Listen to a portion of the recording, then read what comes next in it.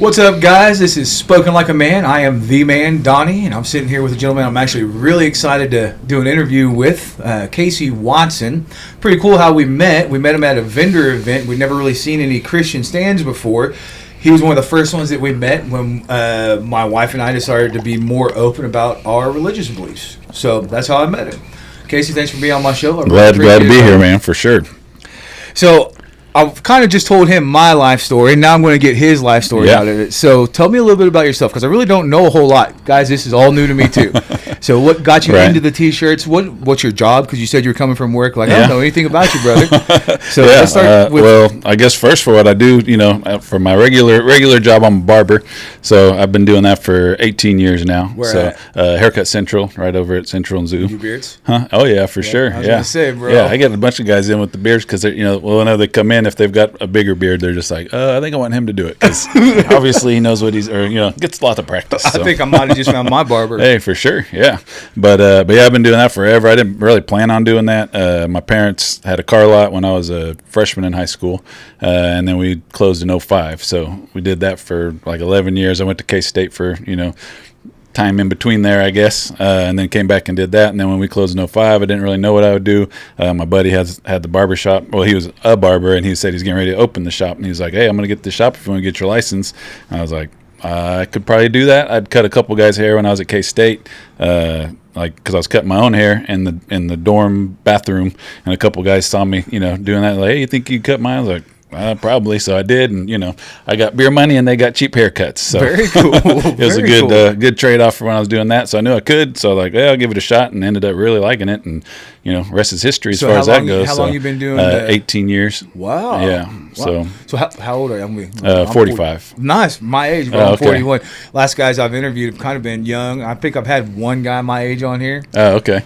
Yeah. So you're about my age. Been doing barber stuff for 18 years, bro. That's awesome. Yeah, it's been awesome. I love it. Like, it's, the best part of that is, I guess for me, is just that you can, you give people confidence, like, which is, I like that, like getting people to where they're walking tall when they, when they leave, because nothing, there's no better day than haircut day.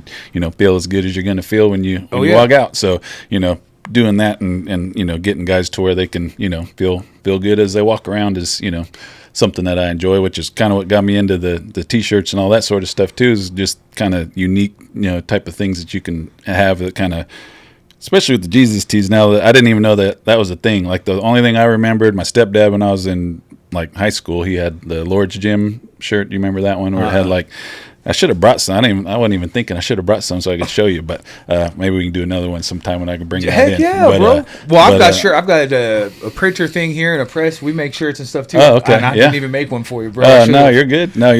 But yeah, I've got so many of them. But that was the one. It's basically like Jesus. He's like buff, and he's got the cross on his back, and he's like, like doing a push up. It says bench press this, and then on the back it says his pain your gain, and it's got like a hand with a spike, through it with blood coming out. So just and I remember my stepdad having that when I was in high school, but that's the only one. That one and like a Promise Keeper shirt, and that's like the only things I remember.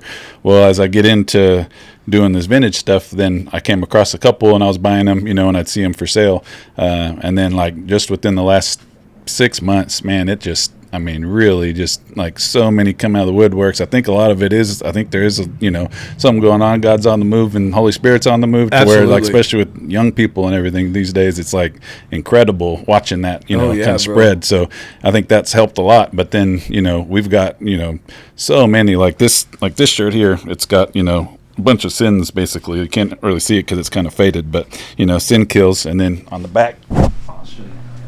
On there it says covered. Oh, yeah. But sorry. You can just move that around. It's not a big deal. But and this is like, from the 90s, and I don't remember any of these kind of shirts like at all. So like, and I have, man, I'll bring some in for real, like, even if we don't do this, but like just to show you, because there's, just some crazy designs. Do you make shirts, or you just do all vintage? I have that. My mom actually does. She does like organizations and like and teams and all that stuff. She'll like press a whole bunch. We got heat presses and stuff at the house, so do that. And then And then I just buy this stuff's all vintage, so that's what I try and focus on. So how do you find your vintage Jesus shirts, man? A lot of it, there's an app called Whatnot, which I sell on as well, and a lot of it I get from there and people that I've met through there and through Instagram. We've got it's pretty awesome, man. Like especially with Whatnot, like when I first got on there. Okay, I'll kind of backtrack, I guess, a little bit as far as that goes, but. I was, when COVID came, we had to shut down at the barbershop, and so we were down for 2.5 months, something like that. And so, I couldn't work. Like, when you let us, unless you want to get arrested and maybe lose your license, so. We kind of went through the same thing with the insurance business. Well, we were door to door, and we had to go into people's houses, and our client base was elderly, so we had to quit going in the field. It was a huge shift for us. Oh, man, yeah. So that really, got me to where I was like, I don't know, just paying attention to a whole lot more stuff, and so I had bought. There's this company called Bump Box. I don't know if do you watch football at all? No, okay. Well, there's a couple of guys that'll bring those out, and it looks like an old school 80s boom box, like a big square, and it's huge. They got different sizes, but the one that I got is it's it's 40 pounds and huge, like 800 watts, like a couple 10-inch subs, and it's all battery powered, so you can just charge it and you can take it around. It's awesome. Powered, Yeah, rechargeable. Subs? Yeah, it's loud. So I go to Chiefs games and I got a tailgate because I was tired of just those little speakers, and somebody else with the better system would always outdo our music. So I was like, I'm getting this thing, So I got that, and it was on sale because it's COVID. People weren't working, so it was like 20% off because they're expensive, and so I bought it. And that's long story, I guess, to say that I was getting emails from them. After you buy something from somebody, you get emails, and they were saying, hey, we're going to have our open box and scratch and dent stuff on this app called Whatnot. We're going to start them at $1. It's an auction, live auction, and if you want, you can get on there. So I get on there, and I just bought so many. I got so many speakers, but as I'm on there, they had other partners that they would have in other categories, because you can buy coins, Pokemon cards, clothes, shoes, they got any kind of collectible or any smaller thing to ship, really, they sell. There's We're tons thinking and about tons of putting stuff. Monica on Whatnot. You would do good price, especially with the snack. They got snacks and stuff too. I need to talk to you about that. Yeah, for sure. Because we don't know how to do it, and I was you just reminded me about it. Yeah, it's awesome. But it's it's basically like FaceTime with the bid button. So you just and it's like an expensive social media, honestly. You get to know people. There's a chat, so you can read it. You can go to other people's stuff. You can raid from your show. If you got 20 people watching yours, you can, at the end of yours, you can raid somebody else and take all the people that came with you and say, hey, we're going to go check this guy out, go raid into his show because they're live, and then they can bid on stuff there or whatever. So completely forgot to turn on one of my cameras, but that's all right. That's why I have backups. Hey, you got 2 or 3 at least. Yeah, that's why I have backups. Yeah, that's good. But so I'm doing that, and one of the people that they had is that was bigger into the vintage community, so they would give her gift certificates and hats, and maybe they had a little page. It looked like a pager, like Motorola pager, but it's a speaker, like a little Bluetooth speaker. Yeah, pretty cool. So they'd give her those types of things, chains with their logo on it, to give away during her shows. And so they, so basically just free advertising for them. Well, not free, but good advertising while she ran stuff, because she had a lot of people that'd be in her show. So they're like, hey, check her out. So I went and checked her out. She had some cool shirts. I bought a ZZ Top shirt from her. One of the first things that I got was on there. I was like, oh, that's cool. My dad, that was his favorite band. So nice. So and it was the first concert I ever went to. So I really? was like, oh, cool, ZZ Top. So I bought that, and so I just was like, this is I didn't realize how this vintage stuff, because I like unique things. I don't like having the same stuff everybody else has. So and that was older stuff, and I just really kind of fell in love with that. It was just fun. I like that you're doing the Jesus stuff too, man. Because I've seen there's a couple of vintage shop vendors that set up. What's really cool about that, so a little bit more about us, is we were actually kind of concerned with being more open about our beliefs and religious beliefs, because it does polarize you, right? Yeah. It kind of eliminates you from a certain portion of the market. Well, this is how we know God's real and moving and we're doing the right thing, because we try to pray and get closer to God all the time. And it's a scary move to say, hey, these are our beliefs, we're going to be open about it, when we know we're going to cut off business, because we've gone to these events and we've never seen Christian vendors there before. In the past few events that she's gone to, she's been getting set up next to Christian vendors, and we've been meeting Christian vendors. That's why when I met you, bro, I was like, dang, that's awesome, because we were terrified. We really were, because it it has already had a direct impact on her business, just us being open about how we feel about things. Yeah. And so just meeting other people that are doing, trying to do godly things. And I love the name of the business, Kingdom Casey, right? Trying to let the people know about the kingdom of God. For sure. So meeting you was really a blessing, bro. Well, it good. was, man. Yeah. That's why I was so excited to have you on my show, too. Yeah, I was excited, yeah. I mean, I could tell just talking, just that little bit of interaction. I was like, man, it sounds like a fun thing, and just seemed, you were excited about it, so that got, me to where I was like, oh, good, I like that part. But and that was kind of, with the whole online deal, like I would go into these people's shows, and it's still like that. The vast majority of the shows you go into, they're playing like the nastiest music, like cussing like crazy, like everybody in the chat's just like just saying just wild stuff, and I just I like the idea of it, but I was like almost hard to even be in there, even though you could get some good deals, and but you still got to like network and do, you still got to do all that thing where you still got to be in the chat to where you can get people to come into your shows and all that sort of stuff, not directly, but just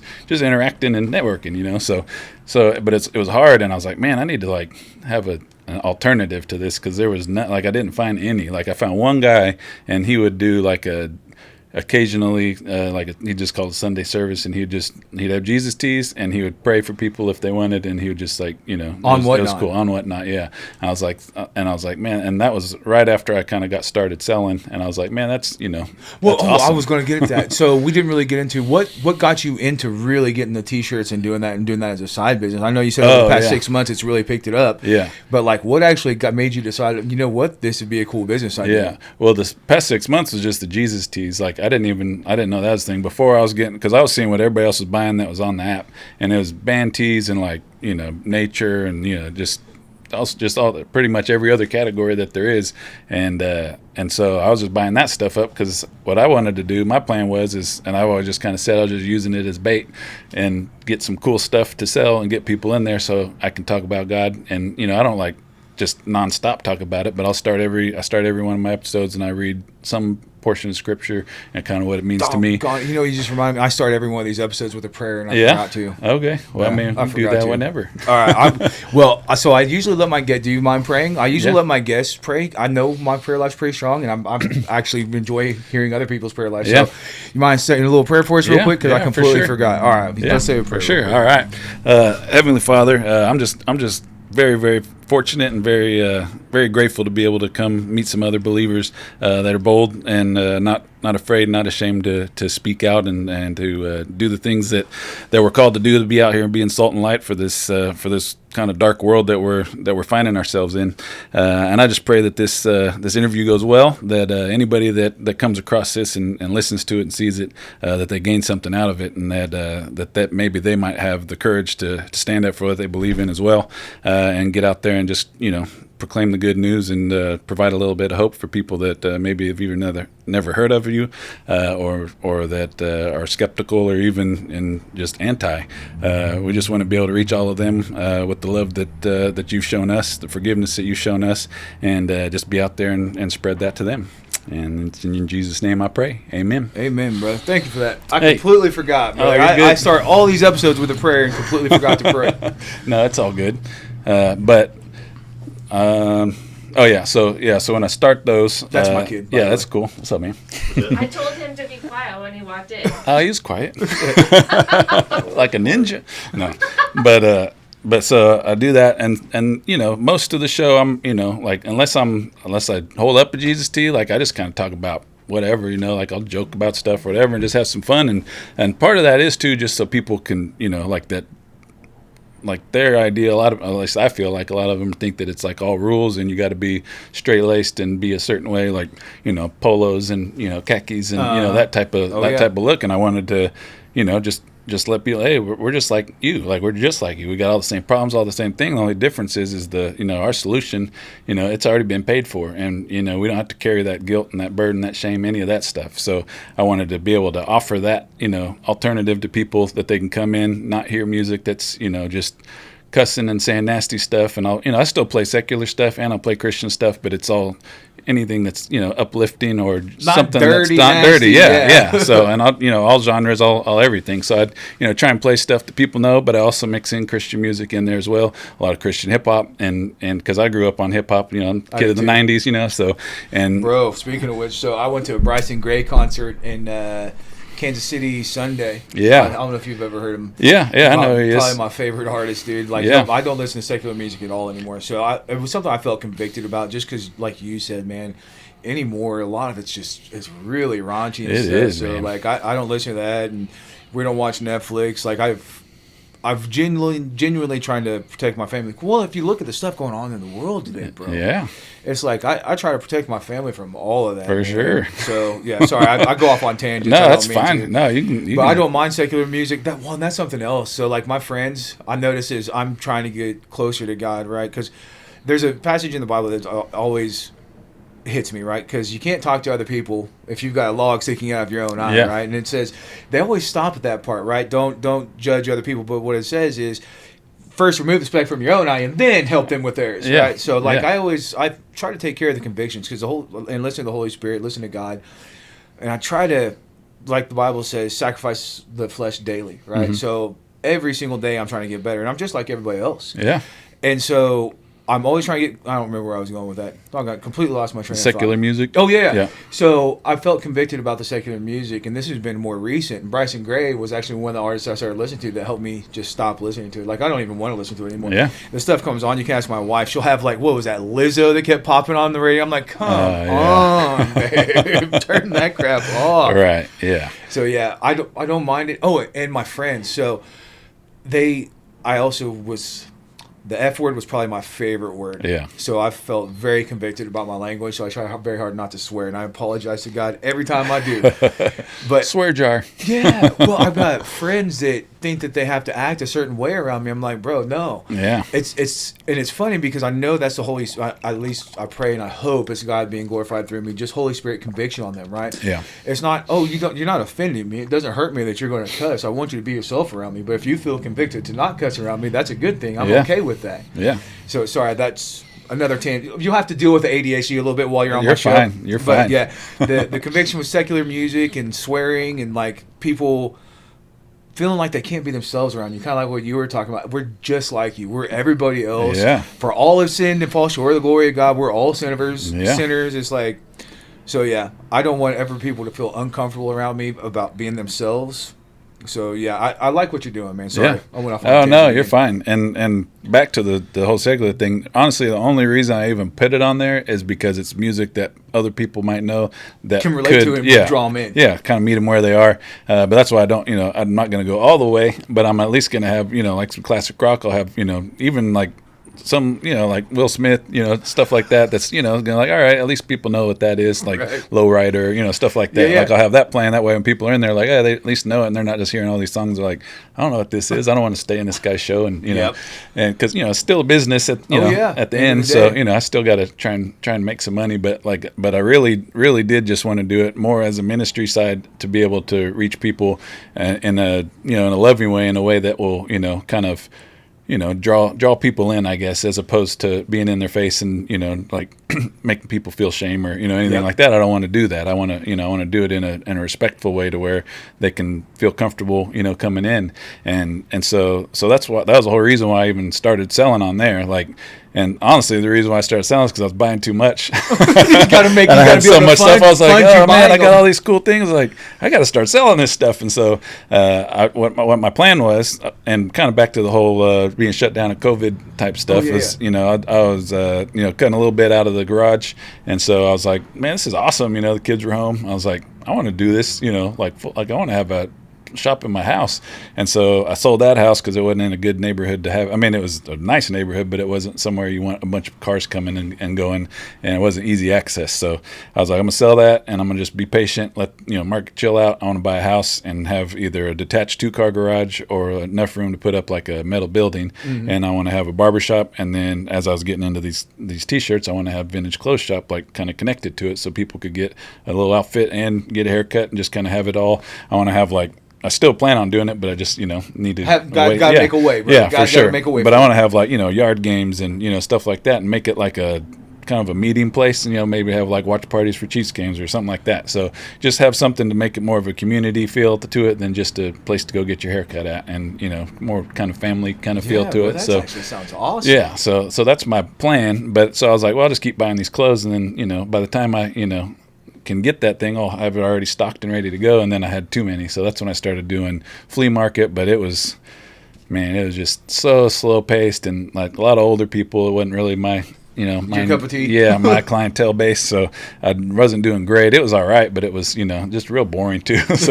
So then I found Shop and Grub last year, and the very first one I just signed up for that one, and then the first night one, and the very first one I got there, and they had the DJ is outside, and a lot of young people. I did awesome. I was like, oh man, I just signed up for the rest right then, and then this year too, I was like, oh, I'm doing these. I mean, it's awesome. I love it. Well, and Festive ICT Nana, dude. Oh, he's so awesome. Yeah, he's so cool, man. for Like sure. out of everybody that we've done events with, he's probably my favorite that we do events with. Festive IT, like he does Taco Fest, he does all those other ones. Yeah, like, he's got Hangover Brunch and Sneaker Fest, and bro, all sorts of stuff. I really so. like working with him a lot. Yeah, he's cool. I think out of all the promoters, or I guess he's a promoter, right? Yeah, I would say so. All the event guys that we work coordinator, with, I guess. Yeah, he's probably my favorite one. Yeah, he's cool. So I was doing that, and then I got online to like I said, kind of ministry side of it, and because it's auction, and I started everything pretty like way cheaper than I paid, and more than it's worth, but it's auction, so people bid it up. Sometimes it goes Is this for like a daily thing? I don't know how that stuff works. It's 24/7 on. Like you can get on anytime, and there's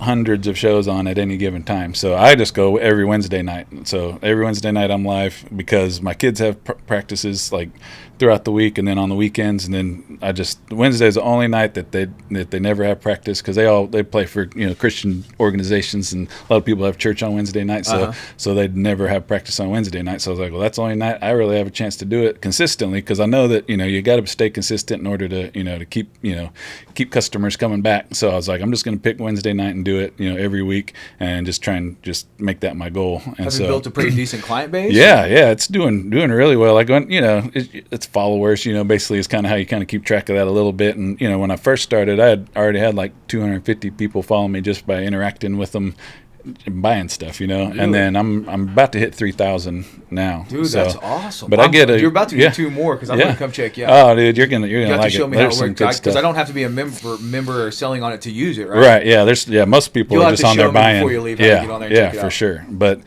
the cool part about that one, like, and that thing is like definitely a God thing for sure, is because now we have a crazy good. I don't know if have a way to. I could pull it up, I guess, if you want. I can show you. But we've got like a awesome community, like awesome Christian community on there, and people are praying for each other. This one guy that he just in the last month and a half like went from, we'd be in his shows and he'd be like cussing people out and flipping them off, to just last night or the night before he's on there saying like the most passionate prayer, and like saying like, and he's like, I got goosebumps. That's and amazing. If you aren't, it's like it could happen like his wife and kids were gone, and he gave his life to Christ on one of the shows, and his wife and kids came back. Like, it's just amazing. It's amazing. Like, it's incredible what's happening on there, and it's This a is lot all on that all on auction whatnot. thing. Yeah, and we're in each other's lives, supporting each other. But like, it's like I'll show you. Like, I could probably, one of the guys is on right now. Actually, Hey, would you bring me that phone, baby girl? I can pull it up on mine. iPhone? Or never, yeah, I was gonna look on yours, or I'll look on his. My phone. Sorry, I've got it running one of these cameras. I'm already signing up.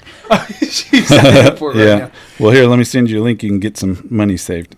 now. Heck yeah. Hold on. Let me see if he's still on. I got a notification that he was.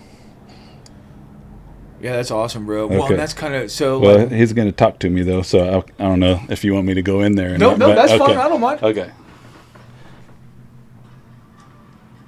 So, you see all those Jesus tees back there? That's the size large. Oh yeah. Have a medium.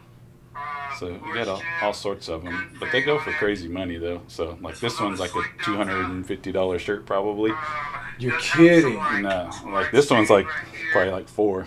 What? Some of them go for, like, for a collect, like a real Yeah. collector, like, they go for crazy. For like 190 on here. I've sold probably 8 of them. Yeah. But I'll do 150 tonight. On Dang, this that's cheap. 150? Yeah, and so like you can chat, do all that, and like me, like it says where it says mod, like I can come on here and like pin something to where people can do it and Oh, you're a moderator for him? Yeah, but like, because he's one of the guys, he'll do a show and actually like You know do what? like a Let me whole- see that. I'm gonna hold it up to the camera. Oh, okay. Show some folks. So that's kind of what it looks like. That's on your. That's on your for your yeah. camera, That's but- Zoodalores. That's his name. He's awesome. But he's and he said he's given his testimony plenty of times on there. But he'll always say he's like, I used to be a junkie. I was, like he'll Oh, give I it all love the that, time. bro. And he came to Christ and he like went through seminary school. Well, not seminary school, but like a pastoral, I'm actually trying to teaching. enroll right now. Yeah, and so he was a pastor for a while, and he'll come on and he'll actually do a show where all he does is just have a whole like Sunday service. Basically, he'll play some music, and then he'll give an actual sermon, and that's it. And he doesn't even try and sell anything That's or amazing. anything. Like, You have to show some people yeah. to follow and stuff. Yeah, for for real, sure. Bro. Yeah, that for sounds sure. amazing. And so we're doing that, and then we got quite a few guys and some big time collectors that are on there too, and they're selling too. So that's where I get a decent amount of stuff because it's just stuff I've never ever even seen before, and I mean my collection is getting ridiculous now. but it's cool. Like just walking around, I pretty much don't wear anything but Jesus tees anymore. Like like maybe a Chiefs shirt every once in a while. Oh, baby, I might be spending too much money Oh, here. I'm telling you. All I wear what is, size you wear? I'm a 2X. 2X. That's what size I get. So, man, I'm telling you, dude, you're gonna flip when you see these. Bro, like all some I of these wear shirts is are Jesus insane. shirts or like this one. I really like this one, man. I Yeah. got it from Bryson Gray. He wears it in his videos, but I all of my shirts are Jesus t-shirts. Yeah. And they've got Bible verses because it's like I Dude. just want everybody to know. Well, Yeah. like you were saying, the guy's testimonies. People, if you don't know this, God can heal anything. You heard that testimony. A junkie, and he came to Jesus Christ, changed his life. A man lost his wife and kids, came to Christ, and his wife and kids came back. It's just, and you've watched. I don't know if you probably haven't watched any of my episodes, but like, Yeah, so I couldn't remember. I was like, Spoken like a man. I was looking at speak like a man, talk like a man, and I think say it it was- like a man. Those are the three. I was like, I know it's something like that. I think it was 2 weeks ago. I had an ex-gang member on here that had been shot 15 times, and his entire ministry is reaching out to. It's called Hope for the Hood. It's a church. I've heard of that. Yeah. Bro, awesome church. I go there. I help him out. I'm actually going to go this Sunday and do some recording for him. Nice. But yeah, he shot 15 times, That's bro. crazy. Turned to Christ, and his entire ministry is trying to reach out to people that have been in those situations and let them know, hey, no matter what you've done, God can heal you. God can change your life if you just Yeah. come to God. I love those stories. Yeah, it's incredible. I actually on the third Sunday of every month I go do some haircuts down at I can't remember, City Life Church downtown at like Broadway and Not familiar with it. like between Broadway and Market on 2nd Street, and do some haircuts. They have homeless like church in the mornings and do Bro, all that you stuff. know, So what is that one called? Patton's Church. talking about church on the streets. Yeah, I did an interview with them too. Oh, did you? Yeah. PC Patton. He's done some. I've Right. record some music for him and stuff. Oh, cool. Yeah, I Yeah. really like PC Patton. Yeah. Church on the Streets. You ever Yeah. done any work with them? I haven't done. I've heard them a lot, and I keep wanting to go check it out. But like church I go to is like it's pretty awesome. So it's like Where do you go to church at? It's called Restoration Church down Restoration? south. It's like on 34th and Seneca. Basically, it's like tucked back in the neighborhood. Like I might have to go check it out. We Dude, go to it's- Reliance. Oh, That's okay, That's yeah. our home church out towards Goddard. Yeah. I gonna got actually actually write got a that down. customer that's trying to get me to go there. Like Bro, the other it's- day, he was it's a like, "You got to really good come." I was church. like, "Yeah." I was like, "I like ours pretty good." I know. I know. So what my wife does, what we do. So we go to our early service because I like seeing other people of Christ. I like seeing God moving. Like, did you go to the praise concert that was in town a few weeks back? I That didn't praise even concert know. on Wednesday evening Uh-uh, over I at didn't even NASCAR know. Park, dude. I went. Really? They don't advertise them well enough. Man, I'm no gonna try to joke. help. I had It no was idea. so good, bro. Yeah. The Spirit of God moving there. All the youth. I wish you would have been there. I wish you would have known about it. Yeah. But we go to the early morning service at our church, our home church, because that's kind of where I go to get fed. Yeah. But I like to visit other churches and see what's going on and where God's moving. And so, like, yeah, I'm going to. Dude, you got to come check it out. Like, I'm going to come check it out. What's the it last called? especially Restoration? yeah.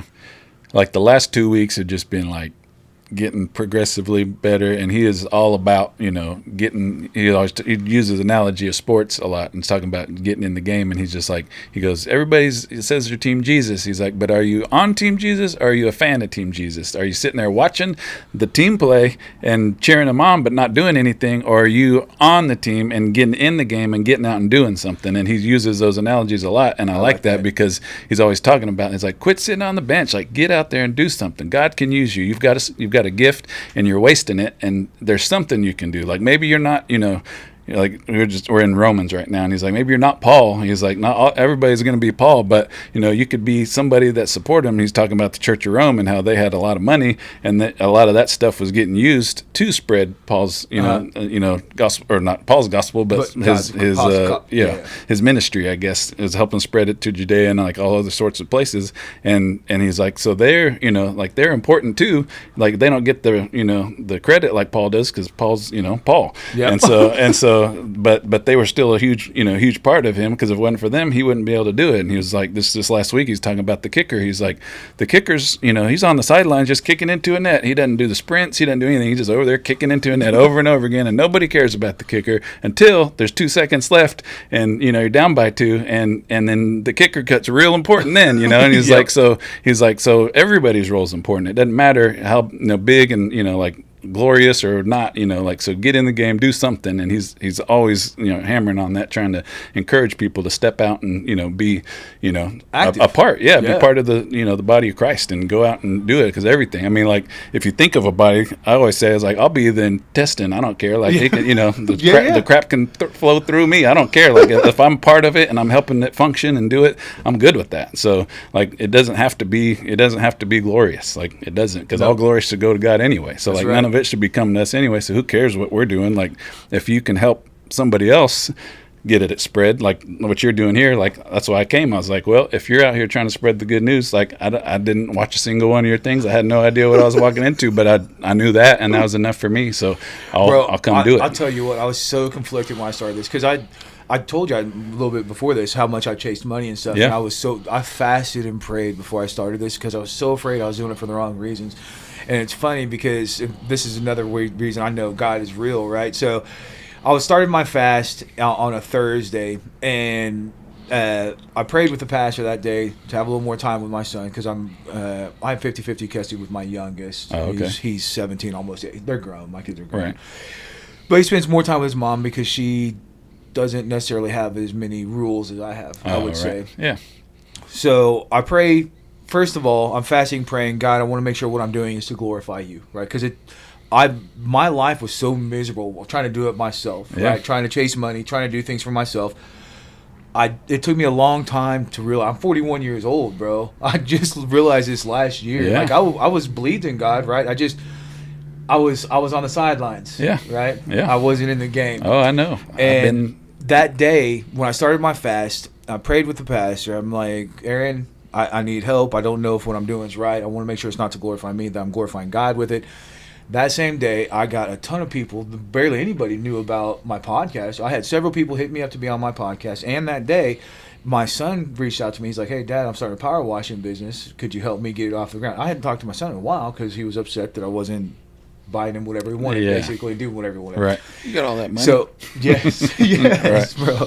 So that same day, like, there's so many things that prayer take care of and that show that God's real, but that shows me that God's real. And like the Christian vendors like you running into that stuff, just here lately, God has really been showing himself real to me, right? And I know it's always been there. I just never really listened, right? But yeah, prayed that day, got people for my podcast that I wanted to talk to that would help me glorify God, and my son. Like the two things I prayed for that day were answered that day. Man, like it was just that's amazing. Incredible. Yeah, it was amazing. Yeah, you gotta love that. I mean, a lot of times, people, you hear that, and especially somebody that maybe isn't a believer, and they're, they hear that and they're thinking, oh well, he's like a genie. I just tell him what I want, and then bam, it happens. And a lot of times, you wait years sometimes. Like you could keep praying and keep praying and keep praying. You're like, man, God, are you listening? Are you doing? And what I just want to kind of let everybody know is just that. Trust God's timing, because there's so many times where I thought I needed it right now, and I had to wait, and I had to wait, and I had to wait, and then something happened in between the time that I thought I needed it and the time that I got it, and if I would have had it earlier, like money or anything like that, I would have wasted it on something that I shouldn't have, as opposed to when I actually did get it, like something would come up. Like I'll just give one suggestion or one example for now. My stepdad, when he passed away, and we needed to be able to pay for it, and I had my actual dad passed away before that, but I had some mineral rights, and so we were going to sell some of those. Me and my sister were going to sell some, but it was like getting delayed, and it kept getting delayed, and it's like, man, like let me get this money, you know. It's like, Right. it's, you know, it's my money and I want it now, you know, that type of thing. And it didn't happen. And man, I could be here for hours telling, you know, all the intricacies of that. I was going through stuff with my marriage, all sorts of stuff happening at that time. And so I would have blown it. Like, I know I would have bought it on something dumb, like at the time.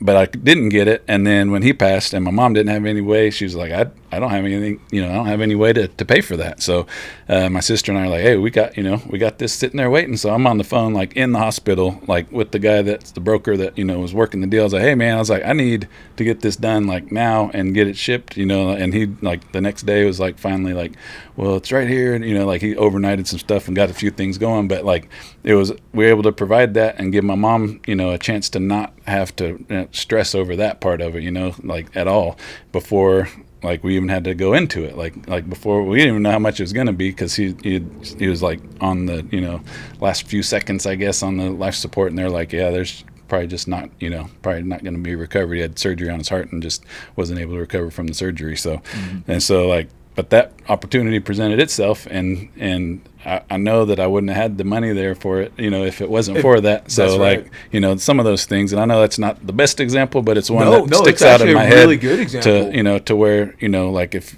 you really think that you want it, and God's timing is so much greater than our own, and sometimes He'll let you have it and let you realize, like, hey, like, all right, like, you keep wanting this so bad, like, here you go. And then the consequences of that's like, dang, like, I wish I'd have just I wish I wouldn't have had it. No, so. I think about Lazarus, right? Yeah. And how they're all upset that Jesus is taking his sweet time to get there, because he's taking. I love how they put it in the Bible. It's like, all right, he actually stinks now. Right? Yeah. Jesus is like, all right. He's fine. He's fine. What are you talking about? Yeah. And it's his timing, right? Just moseying around. Oh, I'll be there. And just people being impatient. I'm horrible about that. And I mess up so much in my life praying about stuff and thinking, oh, this is God, when it wasn't God, right? Yeah. Thinking it was like, no, I love your example that you use. He's like, it's not a great, no, that is a great example of God's work, right? Yeah. Didn't give it to you right when you wanted it, but you had it when you needed it. Yeah. No, I think that's a really good example on God's timing. Yeah, for sure. And so I've always tried to, you know, I say always, since I've kind of taken my faith seriously. Same thing like you were talking about, where you know it, like they say, well, it's 18 inches from the head to the heart. And so you can have it in your head, but until you accept Jesus in your heart, like, that's when the true blessings come, when the Holy Spirit is in you and you're, you know, trying to, you know, pour it out, you know, because you're filled up. Yep.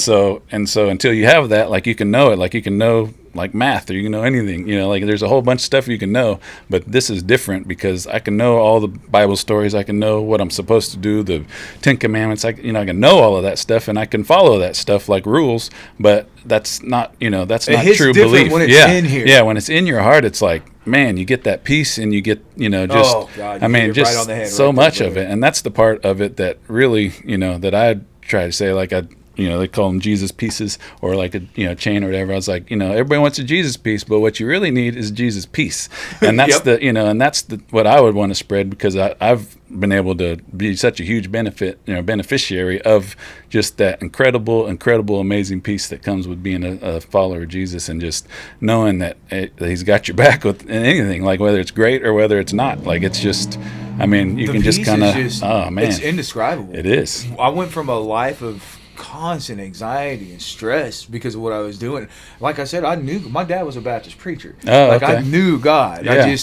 I wasn't really following, right? And just the peace you get, like, I don't have that anxiety anymore. It's just like all of this weight just lifted off. You turn that over. It really was, bro. I kind of hit bottom, and I'm just like, all right, God, I give up. This is, I need you, brother. Help me out here. Yeah. And you do that and put it all at God's feet, and the weight just, He picks that up off of you. Yeah. And the peace that you get from it is indescribable. Oh, it really is. It really is. And I heard somebody say, I can't remember who it was, but they were saying that, you know, God is, and going to God is like, you know, like your last resort. Everybody's like, man, like, you know, you tried everything, and like, man, God, just, you know, can you do this for me? You know, He's like, what would happen if you went to him first? I You know. like, why are you trying to do it all yourself? know. Like, why? Like, you're always trying to do everything and control everything and have it all, you doing it, and then you go to God. Like, just why don't you start with praying to Him, and why don't you start there, and look how smooth it goes after that. Like, I it just. know. So I try to always remind myself that too. Just like, and I've done pretty well at at doing that, lately, but for a long time I didn't. Like, I was like, man, I gotta, I've got to do this. I've got to do this. I've got to do this. And it was always me, me, me. And when you, finally just surrender and say, it isn't me, man, things just go so much better, so much better. Bro. I know. Like, I'm telling you, my life, the anxiety and stuff. So tell me, we haven't really gotten into that. Tell me about your path to Jesus Christ, right? How did you accept Jesus? Tell me a little bit about that. I mean, I grew up, I went to a private school, it was a Lutheran school. It was Holy Cross, I don't know. But, yeah, but I did that, my dad and all my uncles, everybody went there, and then I went there. And then, so, again, you grow up, you hear, everything, and it's, in everything that you do, as far as school and most of your whole day. So I knew it. And then my sister, I'll just be all the way honest, I guess. She, one of the teachers, she would babysitting for him, and on the way home, he stopped at the park, and the cops found him in the park with my sister. So that obviously broke the relationship with the school. The school kind of took his side because he was like the all-star teacher and coach and choir, like everything. So like that got us out. And my dad kind of, was like pretty hurt by the church and everything like that. So he just kind of quit going to church. He's still, I don't know, it's kind of hard to say. He died when I was 27, back in 2007. So I'm pretty sure, we didn't really have that many conversations about it, but, he still would, talk about God, but he just, wasn't, active, I guess. So God, I'm not quite sure. God is a very strong God. He can handle our anger, frustration. Yeah. I think God is forgiving enough, and He can handle all that. For sure. I think so too. And I don't think He gave up on God. I think He gave up on the church, and I think He gave up on people. And that's another thing I try and tell people that they most of the time the people that like are very, very against the church and against God are people that got hurt by people, and so they say that we're called to be like Christ. We're not called to be like other Christians, and so. Like, look to Jesus and look to God to be the example, and don't look at how the people that say that they're Christian or say that that they believe and how they treated you. That's not the example that you're supposed to use as your basis of what you see as Christ. Like, you need to get in the Word, read the Bible, and see what Christ really was like and what He really said and how He handled the stuff, as opposed to what the people around you do. And most people don't want to get into the book, and so they don't know. They just go what they hear on TV or they hear even in church. Like, they just go off of what they hear, and they don't actually get in there and read the Bible, folks. Read the Bible. Pick it up and read it. Yeah. And that's something I say constantly on my show. And even if you if folks feel convicted listening to my show, which I hope they do, that's kind of my whole goal, letting people know that you're never too far gone, no matter what you've done or God's healing. Read the Bible, right? Yeah. Don't just listen to other people. Please read the Bible. Like you were saying, people are like my dad. I told you he was a Baptist preacher. Severely abusive. Yeah. Severely abusive. Pushed me right out of the church. Yeah. Right? And I think that happens for a lot of folks. And for a long time, it made me rebellious. Yeah. I mean, and if you listen to pretty much every on-fire person for God, they've had a similar story. Yeah. Like something bad has happened to them, and God has come into their life and healed them. Whether it was rock bottom and we had to beg God, okay, God, I'm here. You got my attention. Yeah. You got my attention. Yeah. And I think it's a similar story for a lot of people. Sorry, I didn't mean to interrupt again. No, but you said fine. The school kind of pushed your family out, your dad out. You were so curious about him. Yeah. What so about you? that was my 5th grade year. She was 8th grade. And it was only K through 8, so I'd have to leave after that point anyway. But he had always given us the opportunity, like because that's what his or my grandpa, I guess, did. He said at in 6th grade, if you want, you can go to public school, or you can stay here through 8th grade and then go.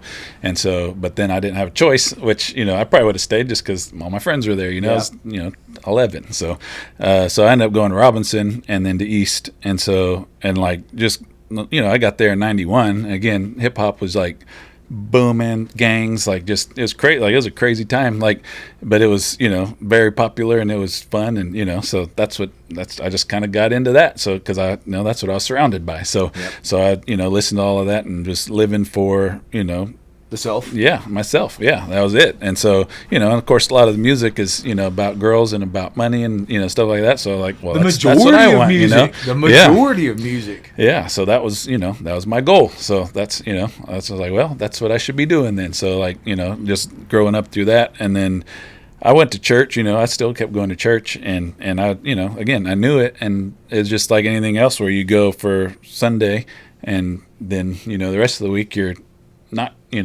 being a follower. You're just I don't mind doing whatever you want. I was hypocritical. Yeah, I don't mind it. I mean, we still all are at some level. Like we're not perfect, so we're still going to keep sinning, and we still need God's grace. So like we just try and do it less. Yes. And if you're not if you're not struggling with your sin, that's when you should worry. Like when you're struggling and feeling that conviction. If you don't feel the conviction and you just do it without any kind of guilt or shame as far as that goes. Not that you should feel the guilt and shame when you are covered by the blood, but if you aren't feeling it, then like, man, there's something wrong. Yeah, you need to check. You need to check yourself. Going on. Yeah. So like I did that, all the way through my 20s, just partying like crazy and just, whatever I wanted to do. Yeah. I was the king of my own world. So I just did that for a long time. I still, like I said, I still kept going to church and I knew it, but I just didn't ever really take it serious. Like I just, was just doing it because that's what you're supposed to do. Check the box and go. So, and so by the time, again, like, really, honestly, it was like when Trump first got elected, honestly, is when I like saw, because every year, every cycle, everybody's contentious and heated. And then once the election's over, it's like, oh, we'll go back to, like, oh, it's okay. Like we're friends again or whatever. But that one was different. And I remember the day after he first got elected, well, like when election night or whatever, I stayed up that night. I was like, 3:30, 4 in the morning. And finally I was just like, oh, like he's actually going to win this thing. Like, this is crazy. And so it was just like the craziest reality TV I've ever seen. So I was just like, all right, well, let's see what this does, So the next day I posted something. That's what, and again, on Facebook when I was, still on there, I was like, all right, if anybody needs a hug, let me know, and let's get back to work, everybody, And I just thought it was going to be like any other election and any other thing, and then just animosity, and I realized there was a spiritual divide, like, and that was when I first realized there's a spiritual battle going on because the irrationality and just illogical things that people were saying and doing, I was like, what is, like, it was so crazy, and I was just like, there's like, that's when I started like. It just kind of, the light clicked to me, is like, man, I need to like start diving into. It was the same for me, really? Man. Yeah. Not the exact same timing, but like, and I told you when I spoke out against the Pride Proclamation, and I was not like at being venomous or anything like that. I'm just like, this is wrong, and the amount of hatred, and I think it's like that with anything. Not to equate that to Trump, but it's like. Yeah. I saw just how bad everything's gotten. You're not allowed to have an opinion, and you're not allowed to stand on truth. Yeah. And it reminds me of the Bible. What is it? Woe to those who call evil good and good evil. Yeah. Right? It's like that is happening real time, and all of these different things. And the divide, like you said, is so real. And things aren't based off of reality anymore. It's crazy. And what is it called? The Trump delusion syndrome or something like that. Trump. Oh my God. Yeah. You talk about Trump. You talk about anything. Yeah. And just can't even say the name without just sparking. Just I can't wait to see what happens on this video, brother. I can't wait to see what happens on this video. Yeah. It's like I'm not even trying to be controversial, but it's if you talk about anything anymore, you're getting attacked. If you talk about God, if you talk about brother, we put out that we give discounts to our service members and police. The amount of hatred we got was crazy. Like you are attacked for any. I'm not kidding, bro. Like on what platform? Facebook, TikTok. Oh, okay. Well, we're on all of them. Facebook. Well, TikTok, I mean, which ones is like the worst ones? Because I've never Facebook. Oh, really? Facebook. Oh, okay. That's probably the biggest platform that she markets on. And we put up a video talking about how we love America. We appreciate the people that serve and provide us and take care of us. The amount of hatred that we got over that. Is it just like, like, oh, we're bootlickers and well, I mean, is like keyboard warriors, or are they like actually like keyboard warriors? Okay, so it's just all okay. I didn't know if they're like actually like physically showing up or like okay, that's good. Bad. It was a concern of hers for a while, not with that advertisement, but with me talking about the Pride Proclamation. we were getting threats. Oh, really? Yeah. It was bad about that. But when it came to police and stuff, no, not so much. It's I just gotcha. keyboard warriors saying horrible, hateful stuff. Yeah. All we were doing is trying to spread love and like show appreciation for the people that look out for us and protect give me us my and- freedom. Yeah. I Keep appreciate society them. civil. Yeah. And just the amount of hatred and attacks we went under was crazy. Really, man. Yeah, I've never really, kind of backed off of any of that stuff. I just, I don't like. I'm not aggressive with it, but I just, if anybody asks, I tell them. Yeah. So that's about it. So, and through COVID and stuff like that, I was very vocal in that because I was like, man, our rights are getting trampled on big time, and I couldn't take it. Did you mask up? Oh no, Just checking, bro. No, I did didn't not. need it. Yeah, My wife was so everywhere. embarrassed, bro. Oh really? Oh yeah, she struggled before, and I think she's come a long way since we've been trying to get closer to Christ too. Yeah. It just I would go somewhere without a mask, and people would come up. I'd be like, I'm not going to wear a mask, and my wife just kind of. Right. I don't know it. Yeah. I remember so many times. Like I remember one time specifically, I was in Walmart, and it was there's a lot of people in there, and I was the only person, like employee or the only person walking around with no mask, and I just was like, man, the people's eyes, like you can't see their face, And we were the but they're crazy just like ones. they're like doing this the whole time, just like mean mugging me as I walked by. I was like, what in the world is going on? Like, oh my gosh, like.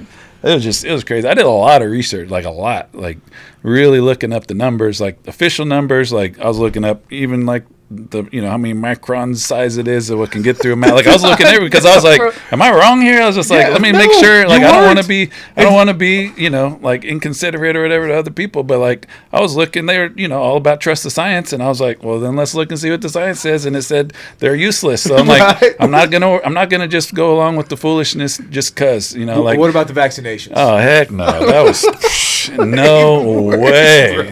I've Even never worse. seen a bigger sales job in my life. I mean, like all these artists were coming out making songs about it, and like everything was about that. Oh, yeah. I was like, it was nuts, man. Like, and I think people forget. Like, it was only 5 years ago? Yeah. 4 or 5 years ago, and it's like it was 20 years ago because people.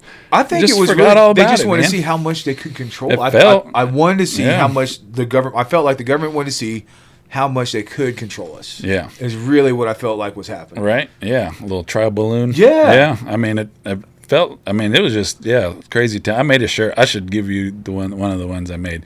It's good. It's a good.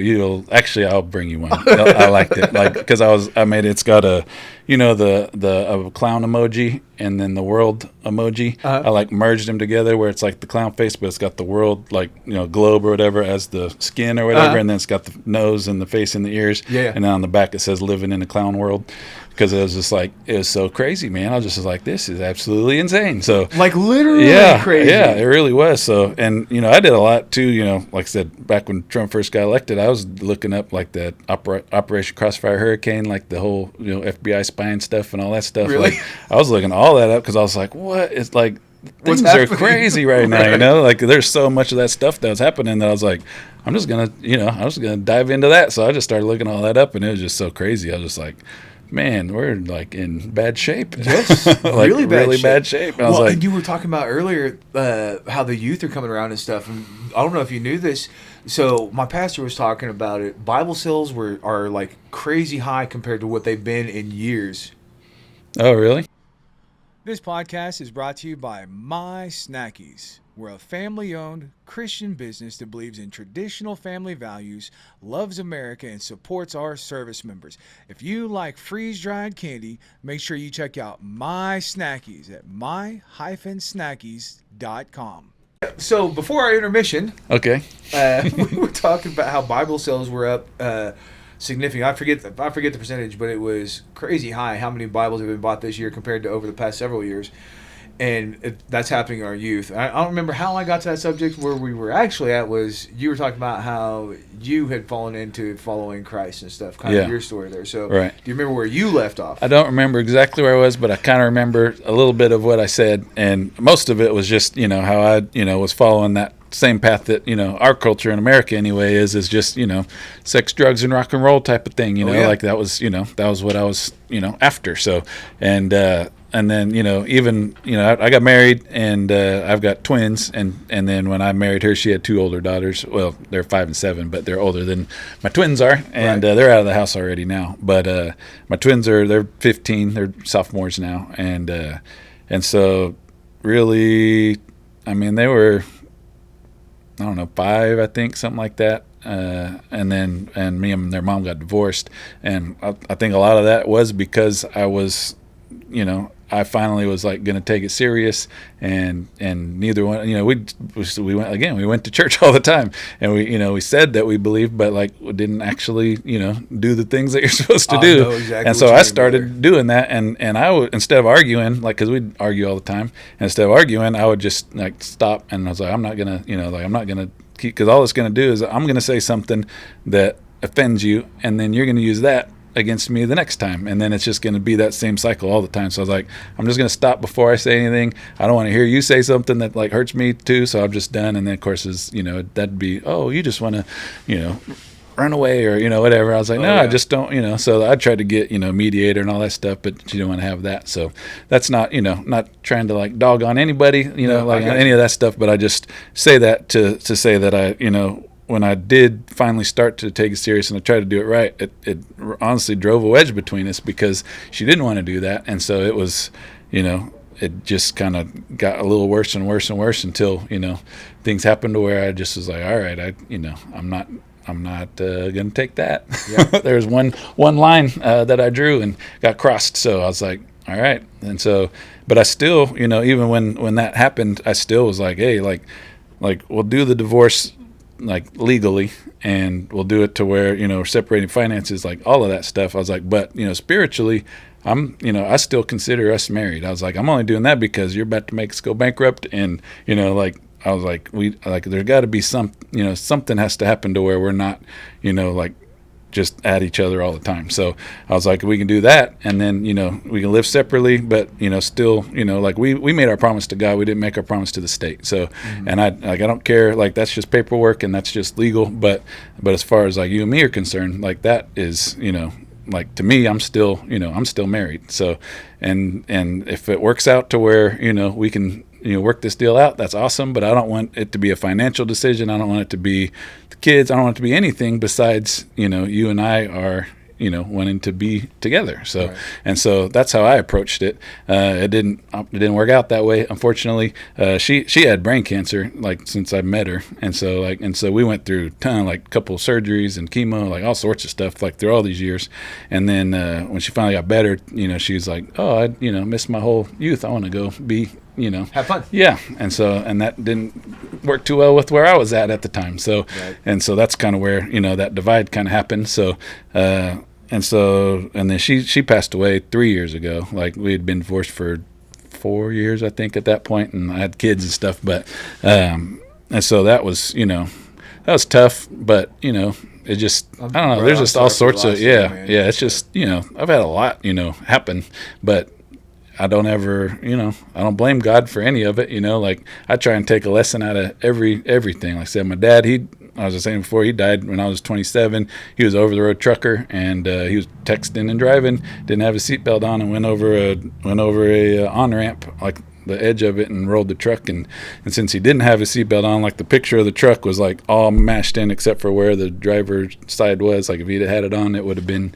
he would have been alive and survived it, but he didn't. So now I'm like, I never wore my seatbelt before that, and ever since then I've never every single time, and don't text and drive, just there's certain things that we just take for granted, and and people tell you, well, there's guardrails for a reason, no pun intended on that one, but as far as some of these things, and we just jump over them like, oh, like we're invincible, and we're not. So it's just well, and that goes into too, man. So when you're following God and stuff, you get that peace, but that doesn't mean everything's going to be hunky-dory. Yeah, it doesn't at all. It does not mean everything's going to be hunky-dory. People, these horrible things happen even to the most devout of followers. Right? Yeah. You look at Job. Yeah. Right? I mean, horrible things happen to people, and it's like, this isn't to, like, come to God and it's going to make your life perfect. Yeah. Right? It's save your soul so that your afterlife is perfect. Right. I'll pull up my favorite I don't want to like butcher it because I'm terrible with memorizing things, but my favorite scriptures. Well, everybody talks about Philippians 4:13. I can do all things through Christ who strengthens me, which of course that one I memorize because you see it all the time. But what's leading up to that is the thing that I like the most is 5 or 6 and 7, and it's do not be anxious about anything, but in every situation by prayer and petition with thanksgiving present your requests to God, and the peace of God which transcends all understanding will guard your hearts and your minds in Christ Jesus. And that is that let go and let God in the Bible, and that's just like that does give me a lot of peace to know like just like surrender it like anything, like it doesn't matter even if it's good or bad. And that's the thing before 13. It says I'm not saying this because I am in need, for I have learned to be content whatever the circumstances. I know what it is to be in need, and I know what it is to have plenty. I have learned the secret of being content in any and every situation, which well fed or hungry, whether living in plenty or in want. I can do all things through him who gives me strength. And that's what it's about. It's not a supernatural like power boost like Mario World, to where like, oh, I got Christ so I can do anything I want. It's not that. It's knowing that you can be content whether things are awesome or whether things are terrible. You can still be content because you have that peace that God gives you if you talk to him about it. Like just stay in continual prayer, and you don't have to be on your knees. You don't have to set time aside to pray. You can pray like now, like you just all the time. You can be on a walk. You can be shopping in the at the grocery store at any time. You're connected. You have that line is always open, so just use it. Yep. Oh yeah. On my social media, I'll put posts that says, "What's your prayer life look like?" Yeah. I love how my pastor put it. A few weeks back, and I've used the illustration before for somebody else, but I always butcher it because I'm not a preacher. But he's like, your prayer life is like the power cord, right? You got a block that goes into the wall with unlimited power for your phone, right? And without that cord, okay, I you're like not that. getting out Yeah, of prayer. And it's like I love how that illustration is. I pray constantly. Yeah, right? And I try to stay close to God. And prayer is the key element there. Like, what's your prayer life look like? If you're struggling in your life, it is time to go to God. It is time to start praying. That prayer life is so important. Just talking to God, communing with God, like that's how you fill your spirit. And then it took me a while to find a church I really liked. It did, man. Same. I was prayed though. Again, another one of those things. This isn't saying that it always happens like this. I was praying one day at work. This is when I had a job after. Anyways, it was miserable.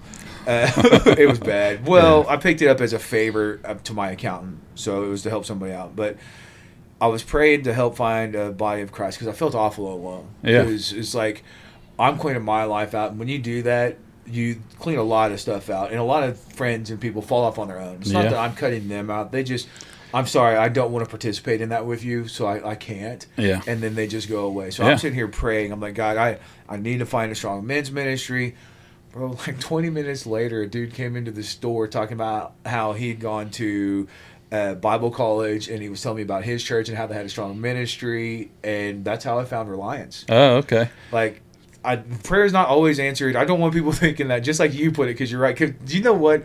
I love new Christians. So I'm a Christian. I've been a Christian for a long time. I wasn't a practicing Christian, right. like on the sidelines watching, like you said. Yeah. I love new Christians. God, make me strong. God, make me strong. I'm like, bro, you don't want to do that. Yeah. You don't want to do that. Do you think he just gives you strength, or he gives you ways to be strong? Yeah. How do you get strong? By tearing your muscles down and building it back up. So you're about to get torn down so you can be strong. So, yeah. Well, just like anything that's like, like you pray for patience, like you're not just going to say, oh, being your patient. I prayed for patience. Here's my wife. Yeah, that's what I say. He'll send you opportunities to be patient.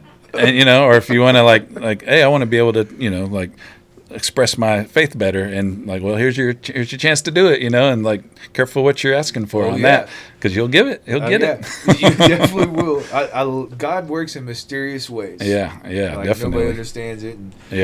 But yeah, I don't remember where I was. I just went off on a tangent again. It's that ADHD. I'm glad you can kind of follow my ADHD. I'm good. With me. I'm good with it. Yeah, but yeah, like, so I think the last thing I was saying was something about after my kid's mom passed and stuff. Away. So and so but before that, like I said, leading up to to the divorce and stuff like that, I was I feel like that was me starting my journey there. Like, even though my whole life I had known, like, that was when I was like starting. It was before that, and I was trying to lead my family right. I wasn't leading my family right at all before that, and so like when I did try to start leading my family right, that's when, and I think it, that whole, like I said, that mirror that's in front of you when you have, and now you're saying with your friends that, like when you start living right.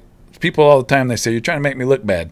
Like, no, I'm not, not because of that, but just in general, like you do well at work or you do well in sports and they call you, teacher's pet or, trying to impress the coach. You're like, no, I'm like doing my best because I want to be the best. Yes. And people don't want that because it does make them look bad because they're not trying, because they know they're not trying as hard. So it's the same type of thing. And I think that's kind of what happened, in my relationship there, is that I was trying to do it the right way, and she didn't want, like she was just so used to the way we'd been doing it, and she didn't have the same why as I did, and so it, it just kind of eroded, some of yoked. that. Yeah, we definitely were not at that point. So, and that's a very, very good point that you make there, is to, make sure you're equally yoked. Like, that is very, very important. I mean, it's biblical, Yes. a biblical thing. So like, you should do that for sure. I heard this deal on the radio. I don't know, House FM, 100.1. It's actually out of Oklahoma, but it's just all Christian music all the time. And kind of going back to the secular music thing, I was going to talk to you about that. They did a challenge, and this was about the same time where I was like, started my journey, and they had a deal. It was New Year's Eve, and they said, do a 30-day challenge of only Christian music. Like, don't listen to anything but Christian music, and see what happens. And so I did it, and ever since then, that's all I listen. Like, that's all. It's always on my radio in the car. And it's never ever not on that. Like, it's just never not on that. Like, it's just always on. That's all I do. That's all I listen to. And the only reason why I even, like I said, play the other stuff on my shows is just because I know not everybody else is that, and so it's that. But like, You don't want to turn people away. Yeah. So I'm just like, like I have that on, and I still enjoy, some of the songs, of course, but I don't listen to, like I remember after that listening to like some of like the old Snoop Dogg and like Too Short, and I just was like, I was listening to that, like, what in the world? Like, oh my gosh, like I can't, and I was like literally like felt nauseous listening to it. Like, what was I doing listening to that? Yes. Like, it was just crazy. So I don't, I don't anymore, but it's, that challenge was just like, man, like it really did help, the just positive, like it just felt so positive and good all the time, because that's all I was feeding myself. And they say you are what you eat, but you're also what you see and what you hear. And if you're feeding yourself junk through your eyes and through your ears, you're going to have that in your body as well. So like, keeping that out of you is, man, it's so important for your soul. And one of the things that was awesome about the community that we got on Whatnot is they started an Instagram, like, just kind of like group thing for men and women, but it's like whoever wanted to join, we did a 30-day challenge as well on there, where everybody, same thing, like, read the Bible every day, only, God praising, music and content, and just do that that was it, just for 30 days. And we just called it the cleanse. And for a lot of people that have never done that, or people that don't even read the Bible, like, and there's a lot of young guys that are on that app. And they joined in there with us, and they were doing it too. And at the end of it, we did a 3-day fast, and I've never, ever, ever fasted in my whole life, like ever. And I know it called to do it, but I've just never did it. And so I was nervous, because eating's my favorite hobby. So like, I love food, and I was like, I was nervous, and I was like, man, I was like, I'm gonna do it, and I had support, and all that. I was like, all right, I'm gonna do it. And so I did, and man, that first day was, my stomach was yelling at me, and by the end of the night, my head was pounding, like, just, and I was trying to do just water only. And so, and they were like, no, you can have black coffee, I was like, oh, okay. And they're like, use that for the headache. I was like, okay. And so I did that, and it, it helped, and that's all I had. And then the second and third day, like, I just felt like I do, like, at the end of a long day at work or something, where I just, I could eat, and I, like, I was kind of looking for, but I wasn't like, it wasn't rumbling like it was. And it was like, honestly, it was almost easy. Like, I was like, I think I could go more days, like, for real, if I'd committed to it. But of course I didn't. So then when the 3 days, we're all doing a countdown to each other, like, hey, it's like New Year's or something. We're like, hey, we're about 10 minutes away from being able to eat, so it was fun. But bro, I've tried 7 days. So 3-day fast is about my max. I've tried really? 7 day. I'm 3 days. I'm like, nope, I can't do it. Really? Can't do it. Yeah. I was surprised. Like, I really thought I was going to be like just miserable the whole time, but it actually went easy. So I was almost almost a little disappointed how easy it was. Really? Yeah, like I wanted to be able to You're gonna be my forced buddy- to lean you're gonna on be my God buddy more. when we You do know. the 7-day fast. Okay, yeah. I mean, I really wouldn't mind trying something that really pushes me, because I thought that was going to be it. I was like, "Man, let's do it one day, you know. I was just like 3 days, like on my first one, but it was, I mean, it went well. So I was like, I'm down to do more of those for sure. But yeah, it was pretty cool. But like, you know, that's what's kind of grown out of that, you know, that deal, that online selling thing is just everybody's pouring into each other. We, you know, support each other in the streams. Like, you know, just everybody's so generous, and it's known around the app now. Like that's the Jesus community, and that's the, you know, we get tagged. Like you can tag people in other shows. Like if there's a shirt that's the Jesus T on there or whatever, me and a few other guys get tagged a lot, and because we'll actually, you know, pay for what it's worth instead of just trying to steal it, you know. Like, I mean, we'll steal it if nobody else is buying, but you know, like we'll actually, like, oh, that's a $200 shirt, well, you know, pay 120 where everybody else is trying to get it for $50. So we'll like actually bid it up, so they tag us because they're like, hey, they'll actually, you know, they know Come what and it's bid it worth, up and and yeah, help you. and Yeah, pay.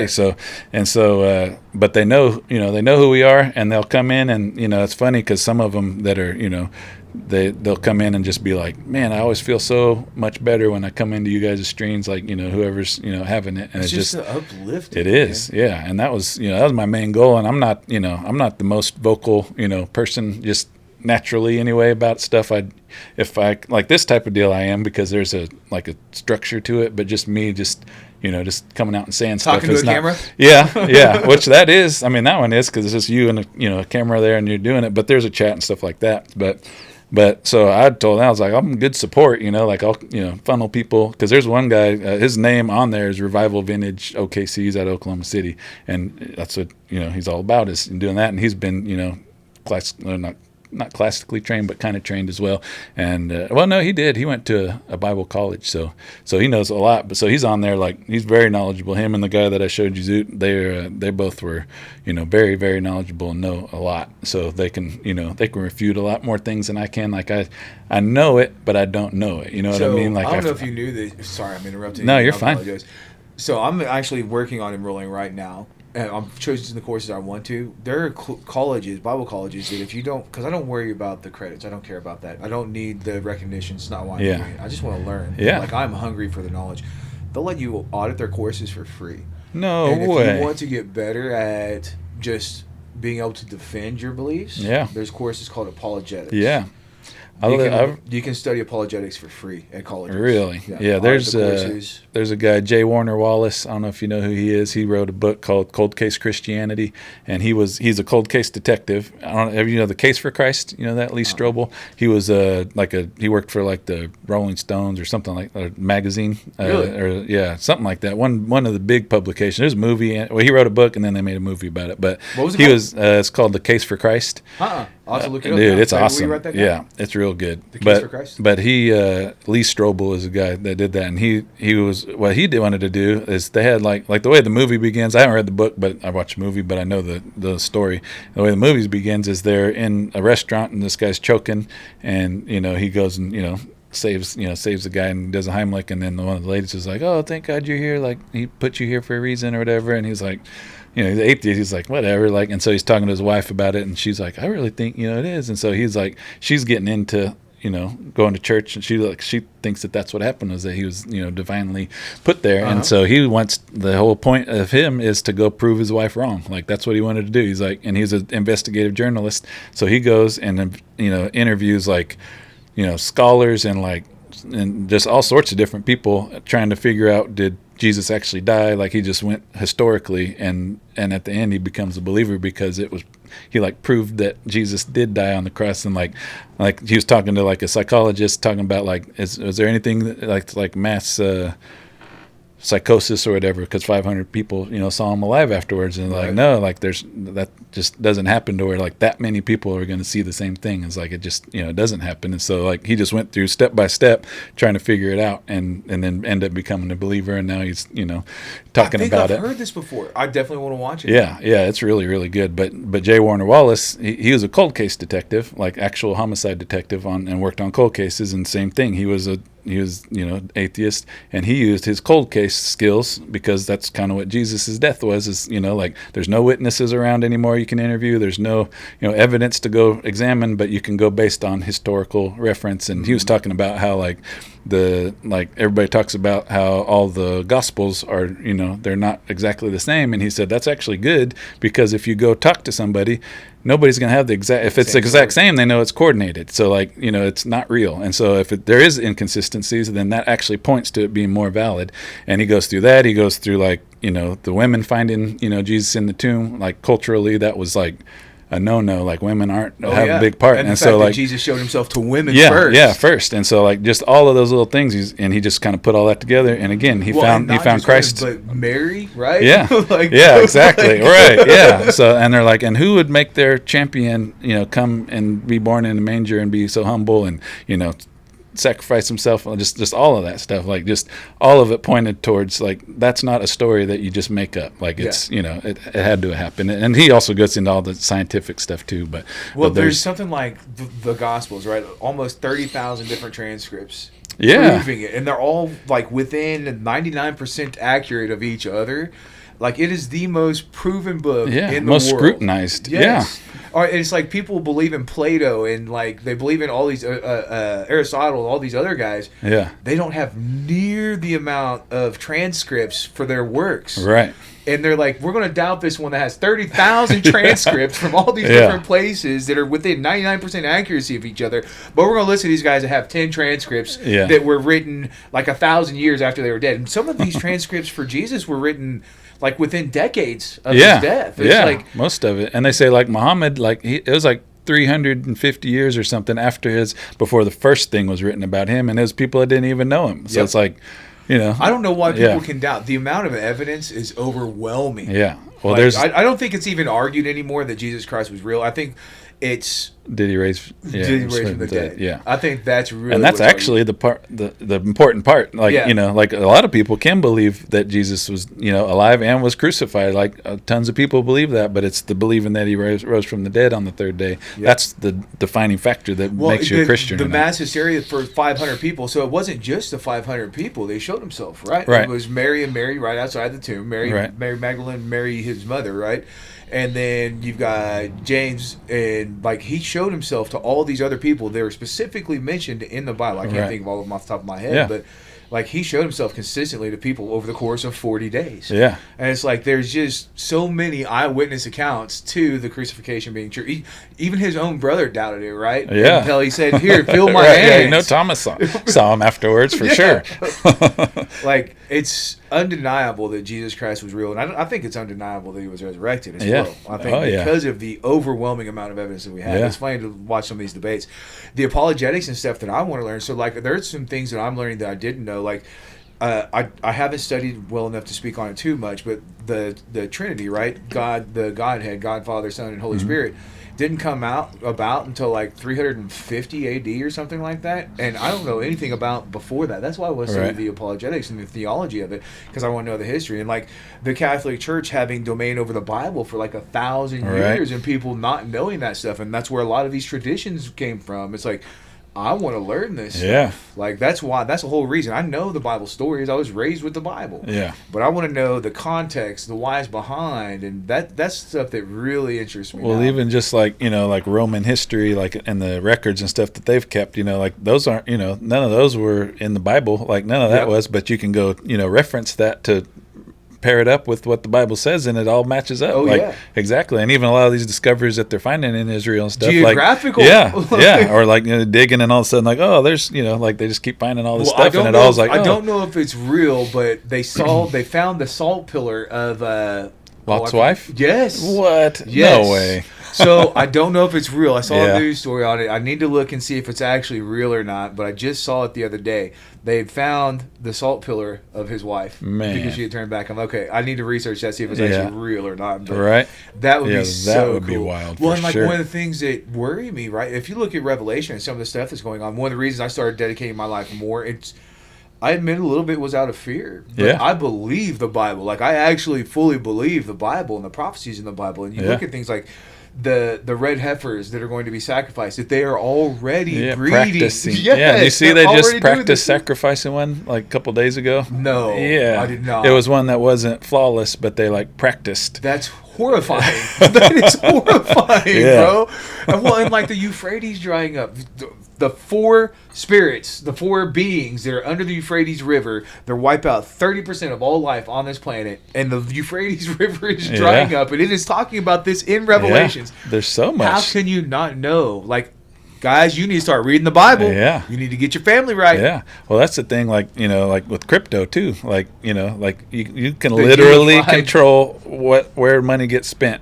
I mean, and like before, when it was written that, you'll never, you can't buy or sell without the mark, like, they're like, how could you ever do that? Like, whatever, like back, thousands of years ago, there's just no way that you would, be able to know that. But like now that you see that the technology is there to be able to actually control money like that, and, everything's heading digital, and, just all of that stuff, there's just so many things that are pointing towards Lining what up. the Bible says. And it's just like, and there's one lady that I listened to, and she says that, everybody thinks things are falling apart, but they're falling into place. Yes. And I was like, and so but for believers, it should be like actually encouraging. Like, it shouldn't be scary at all. It should be encouraging that all this stuff is happening, and to the world it's scary, but for us, we're like, man, we've already been told, this is what's coming. So like, that should be further proof that you should be, doing what we're doing right now, and trying to reach as many people as possible to let them know, what is on the horizon, and soon, I think. Yeah, I agree, brother. I agree.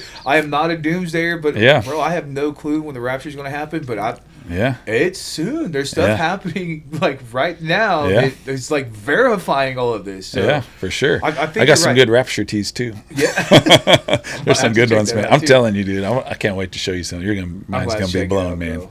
There's so many cool ones. Well, I feel like we could talk forever, so we Yeah. probably need to have a wrap up here. I want you to look right at that camera. Tell Okay. people how they can find you for your products, right? Okay. So give yourself a shout out. All right, sounds good.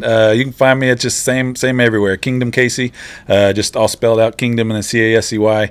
The main platform that I sell on is Whatnot. Again, we're just trying to use that as a ministry to reach as many people as we can. I try and use it through shirts. Some people use it through many other mediums, but that's where I've kind of found my groove a little bit, and something that I actually enjoy.